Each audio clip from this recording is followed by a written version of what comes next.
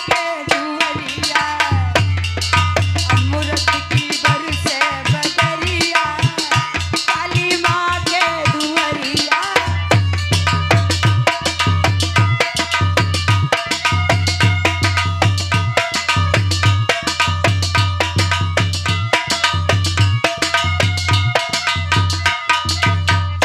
मैया का जन्म हुआ।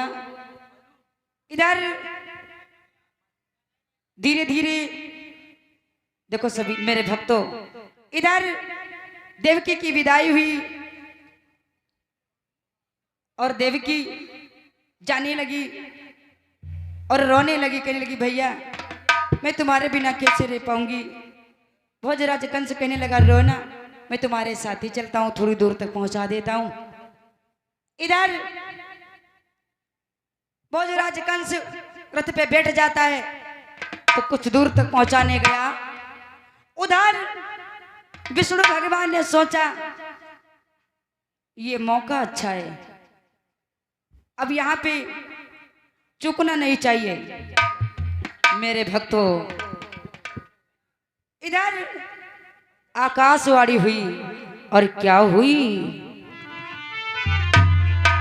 एक कंस और कंस कंस मत फूल जरा, और ये फूल फूल कुमलाएगा, और विश्वास रहे बस यही फूल तुझको ये धूल मिलाएगा।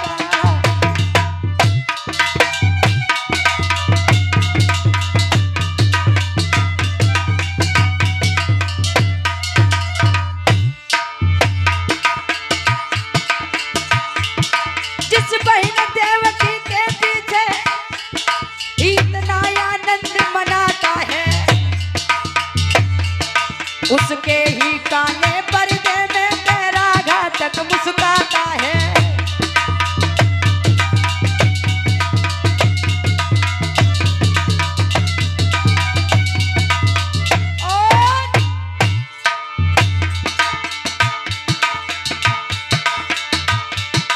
इसके ही 8वें गर्भ वाला देवों का गर्भ बढ़ाएगा, तुझको तेरे मित्रों समेत अंकुर की हवा पिलाएगा।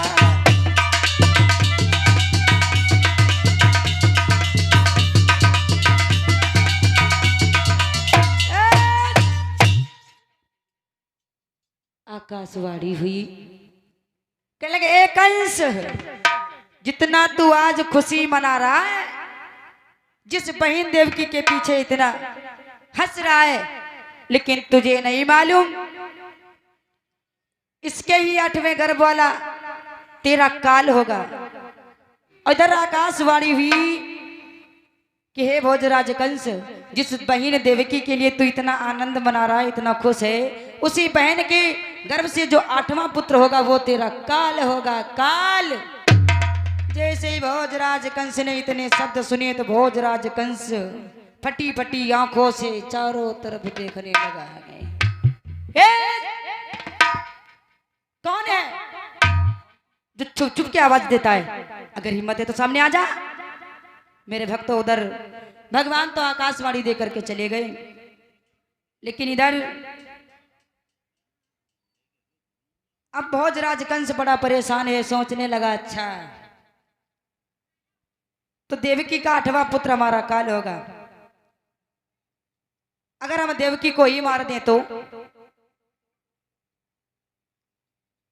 जब देवकी ही नहीं रहेंगी तो काल कहां से आएगा? न रहेगा बांस न बजेगी बांसुरी। मेरे भक्तों, अब देवकी का हाथ पकड़ा, लेकिन देवकी मैया ने झिटा मार दिया। अब भोजराज कंस ने देवकी मैया के केसों को पकड़ा और झटका मारा, फटाक से रथ के नीचे डाल दिया। जब एक मैया के एक बाल उखड़ जाता है तो कितना दर्द होता है। आज देवकी मैया के भोजराज कंस ने पूरी की पूरी चोटी पकड़ ली, कितना दर्द हुआ होगा। आज मैया देवकी मैया कहने लगी भैया कैसे भैया हो, अब तो हमसे बड़ा प्यार करते थे, लेकिन तुम ये मेरे साथ में क्या करते हो? भोजराज कंस कहने लगा, नहीं नहीं, तुमने सुना नहीं भी आकाशवाणी हुई कि तेरे गर्भ से जो 8वां पुत्र होगा वो मेरा काल होगा। नहीं नहीं नहीं, मैं मर नहीं सकता। भैया अब जब मारने के लिए चला तो वसुदेव जी आगे बढ़े और कलाई पकड़ ली। कहने लगे, साले साहब रुक जाओ, मैं अपने सामने अपनी पत्नी को मारने नहीं दूंगा। अगर रही बात बेटे की तो हमें मार दोगे, तुम्हारी बहन विधवा हो जाएगी, तब इसके कोई लाल नहीं होगा। मेरे भक्तों, अब जब वसुदेव को मारने के लिए चले तो देवकी मैया पैरों पे गिर पड़ी। प्रभु नहीं नहीं, मेरे सामने आप नहीं मर सकते।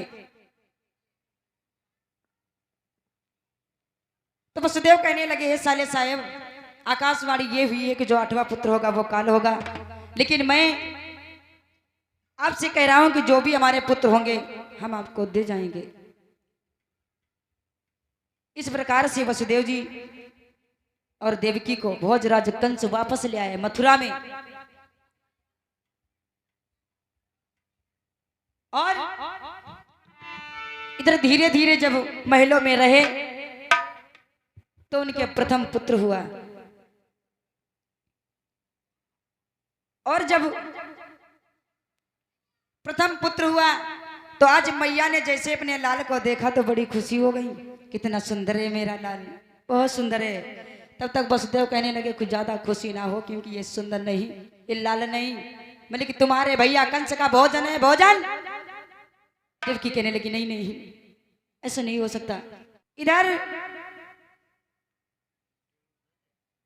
वसुदेव जी ने जबरदस्ती खींच लिया और लेकर के चल दिए। कैसे जा रहे हैं?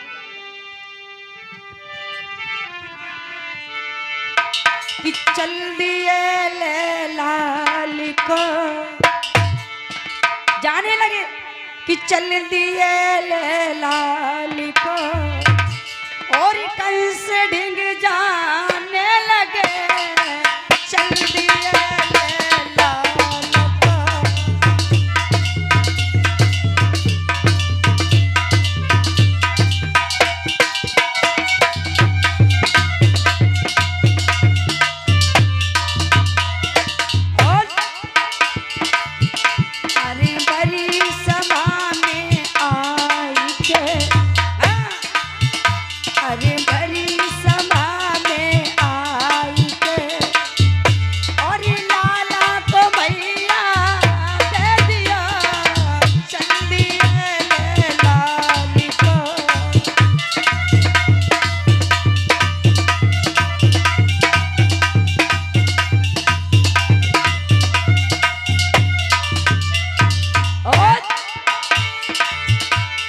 गोदी में ले ला कंस ने,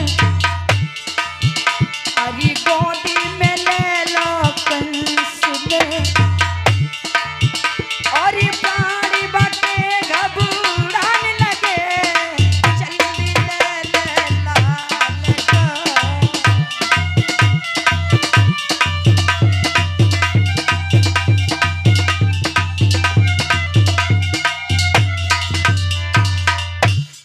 मेरे भैया वसुदेव ने भोजराज कंस को अपना बेटा दे दिया।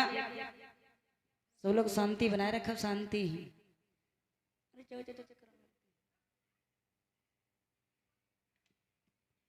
मेरे भक्तों, जब भोजराज कंस को अपना बेटा दे दिया तो भोजराज कंस ने देखा कि कितना छोटा सा पुत्र कितना सुंदर है।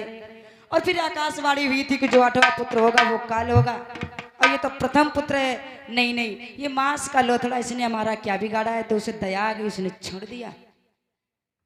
इधर वसुदेव जब घर वापस आए तो मैया ने देखा तो बड़ी खुश हुई। इधर देवताओं ने सोचा अगर भोजराज कंस को इसी प्रकार से दया आती रही तो भगवान का अवतार होने में बड़ा विलंब हो जाएगा। देवताओं ने देवऋषि नारद को भेजा, और जब देवताओं ने देवऋषि नारद को भेजा, आज देवऋषि नारद भोजराज कंस की प्रजा में आए और जैसे भोजराज कंस की राज्यसभा में आए तो भोजराज कंस ने जैसे देखा तो खड़ा हो गया, देवर्षि नारद को बिठा लिया और प्रणाम किया।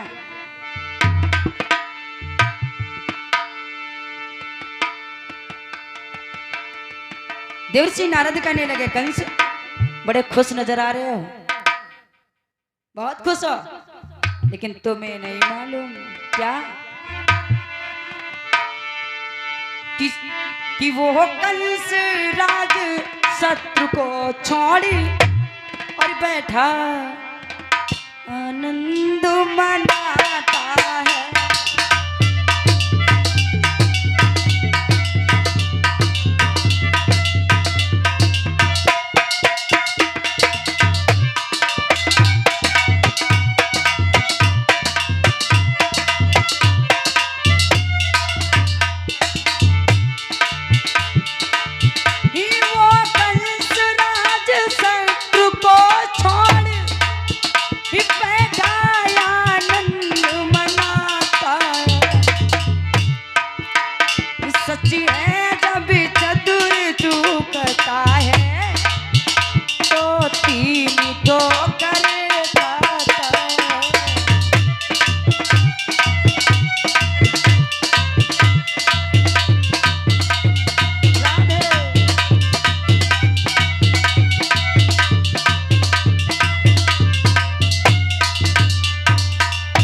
कंसराज बैठे बैठे आनंद मना रहे हो, तुम्हें नहीं मालूम तुमने जो बेटा वापस दे दिया है, और हो सकता है कि वही आठवाओं एक फूल उठाया और गिनती गिनने लगे,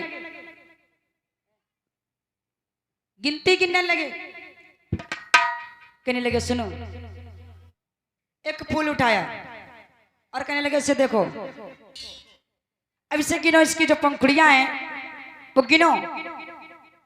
आज भोजराज कंस गिनने लगा, कैसे 1 2 3 4 5 6 7 8। अब देवर्षि नारद कहने लगे जो प्रथम गिनी थी उसे छोड़ करके दूसरी से गिनो, फिर गिनने लगा 1 2 3 4 5 6 7 8, यानी जहां से भी गिनो तो हर एक पंखुड़ी 8वीं होती है। इसका मतलब यह है कि कोई जरूरी नहीं कि 8वां पुत्र हो वही 8वीं संतान हो, कोई भी पुत्र 8वां हो सकता है। जैसे ही भोजराज कंस ने इतने शब्द सुने, देवर्षि इतना कहकर तो अंतर ध्यान हो गए, गजब हो गया। अरे जब कंस हुआ न से धावा,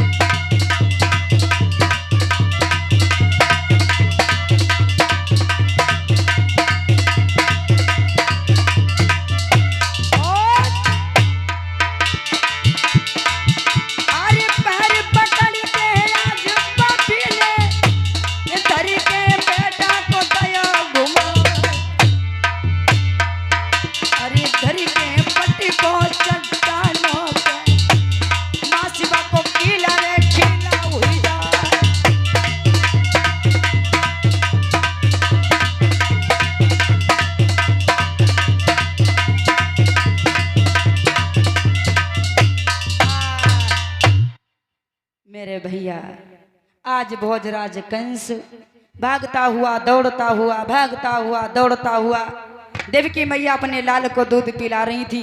भोजराज कंस पहुंचा और एकदम झटके से उस बेटा को खींच लिया। देवकी मैया कहेंगे नहीं नहीं नहीं भैया, मेरे लाल को मत मारना। इस प्रकार से जैसे इतने शब्द बोले तब तक भोजराज कंस ने पैर पकड़ा और पास में एक पत्थर पड़ा था, उस पे पटक दिया, चला गया। अब देवकी मैया ने जैसे इतना देखो तो देवकी मैया ने अपने बच्चे के टुकड़ों को उठा लिया, रोने लगी। लाल, ये हमारा भैया बड़ा कसाई है, ये मेरा भैया नहीं है बल्कि कसाई है।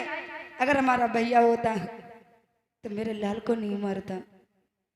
मेरे भक्तों, इसी प्रकार से देवकी के 6 पुत्र भोजराज कंस ने मार दिए। अब 7वां गर्भ जब धारण हुआ, उधर योग माया का काम हुआ। देवकी के गर्भ से 7वां गर्भ निकाल करके गोकुल में रोहिणी के गर्भ में प्रवेश कर दिया, जिससे बलराम नाम का पुत्र हुआ। बोली बांके बिहारी लाल की। मेरे भक्तों, अब इधर जब 8वां गर्भ मैया देवकी ने धारण किया तो भोजराज कंस ने देवकी मैया को जेल खाने में डलवा दिया कि 8वें गर्भ की बारी है, कंस की यहाँ तैयारी है, और राजा था पहरेदारी में, जेल में बहन बेचारी है। अब राजा पहरेदारी में हो गया। अब फाटक पर फाटक दोहरी तेरे ताले डलवा दिए गई और भोजराज कंस ने कह दिया, ये मंत्रियों, पहलवानों, बलवानों, मेरा आदेश है कि वसुदेव और देवकी को अगर भोजन दिया जाए तो सड़ा हुआ भोजन दिया जाए, क्योंकि अगर इनको अच्छा भोजन दिया जाएगा तो इनकी होने वाली औलाद पहलवान बलवान हो जाएगी, और जब सड़ा भोजन देंगे तो सड़ी औलाद होगी तो हमारा क्या बिगाड़ पाएगी। एक तसले में अब सड़ा हुआ भोजन जाने लगा। अब देवकी मैया और वसुदेव जी वही खाते हैं, लेकिन इधर देवकी मैया को प्यास लगी। जो गर्भवती मैया होती है उनको प्यास लगे और पानी ना मिले तो बेचारी बड़ा तड़पती है। उसी प्रकार से आज देवकी मैया को प्यास लगी तो देवकी मैया देने लगी पिया।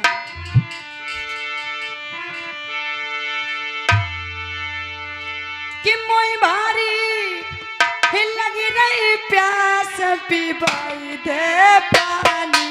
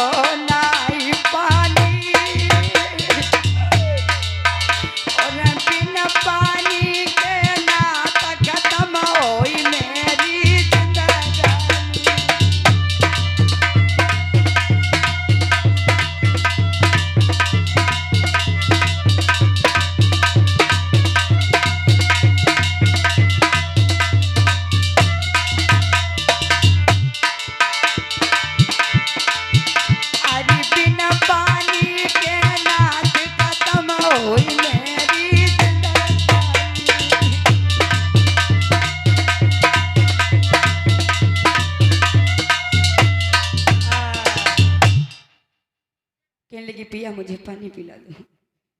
पानी की बजाय में लगता है पानी नहीं मिलेगा तो मेरी जिंदगी खत्म हो जाएगी। वसुदेव कहने लगे, प्रिय पानी जो था वो तो पी गया, अब पानी रहा नहीं, अब मैं कहाँ से लाऊं? देखो ना, हाथों में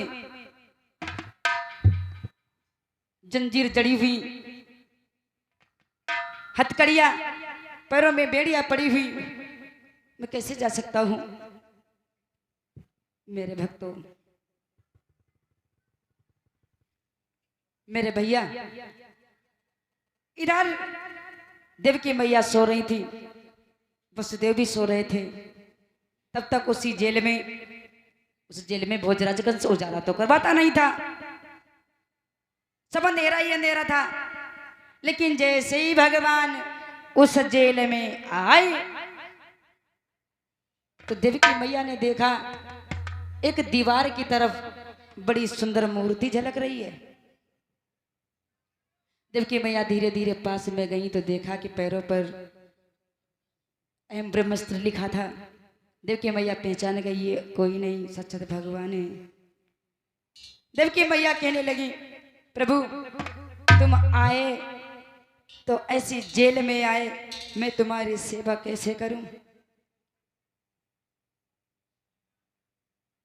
भगवान विष्णु कहने लगे, सुनो, हम सेवा करने के यानी करवाने नहीं आए, बल्कि करने के लिए आया हूं, क्योंकि तुम्हारा ये घोर त्याग मैंने देख नहीं पाया। कि देख कर तुम्हारा घोर त्याग और मैं ही क्या जग चकराया।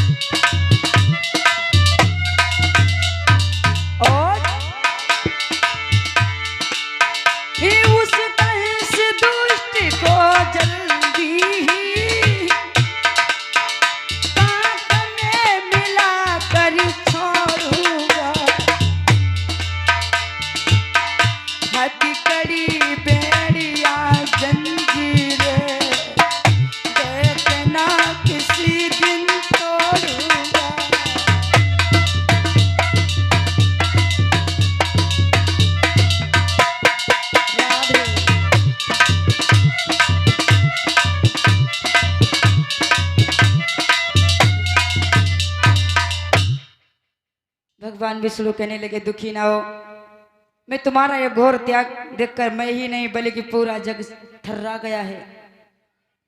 मैं सेवा करवाने नहीं बल्कि करने के लिए आया हूं। और मैया, इस भोजराज कंस ने जिसने तुम्हें इन हथकड़ियों में जकड़ा है, मैं वादा करता हूं किसी दिन जल्दी से जल्दी ये हथकड़ियां, ये फाटकी उस भोजराज कंस का चकनाचूर करूंगा। मेरे भक्तों,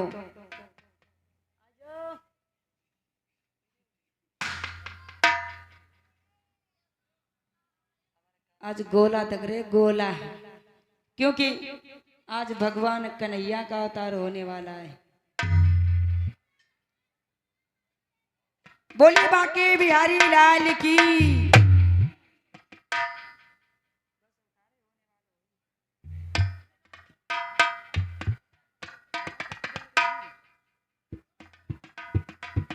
तब तक सभी लोग भगवान का नाम बोली और भगवान बस आने वाले हैं। बोलो कि हरि का भजन तुम, परिचित महाराज, कि हरि का भजन तुम कर धीरे धीरे।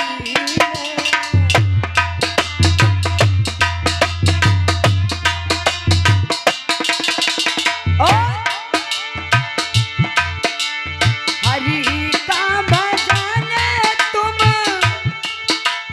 करो धीरे धीरे।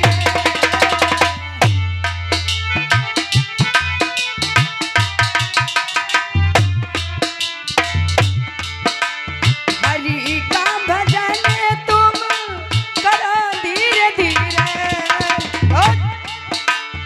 चली जा रही है ये उम्र धीरे धीरे।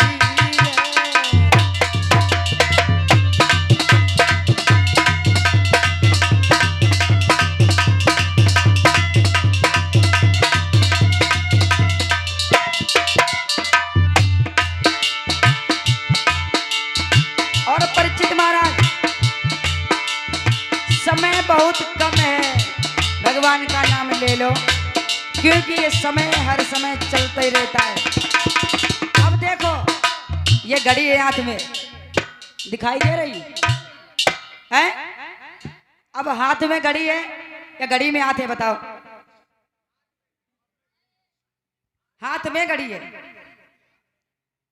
अब एक बात बताओ, एक ही बात बताओ यार, जो सत्य बात है वो बताओ।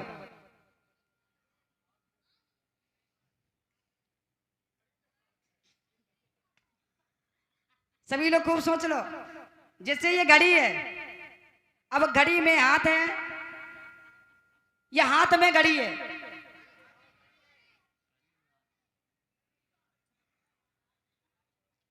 यानी घड़ी से हाथ फंसा हुआ है, फंसा है कि नहीं? यानी जो समय है पहले से तुम्हें जकड़ा है, और समय कभी छूट नहीं देता।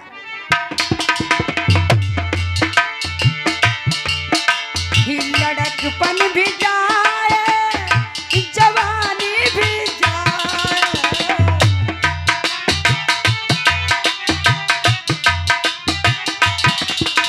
लड़कपन भी जाए और जवानी भी जाए दादा, और बुढ़ापे का होगा असर धीरे धीरे।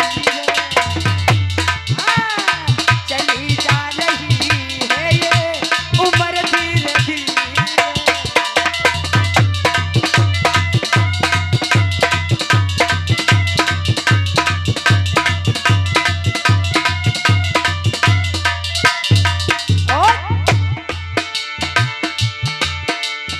हाथियों पाँव में बल ना रहेगा,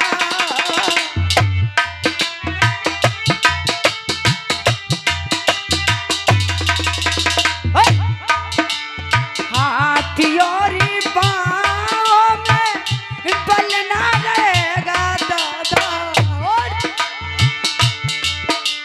झुकेगी तुम्हारी कमर धीरे धीरे।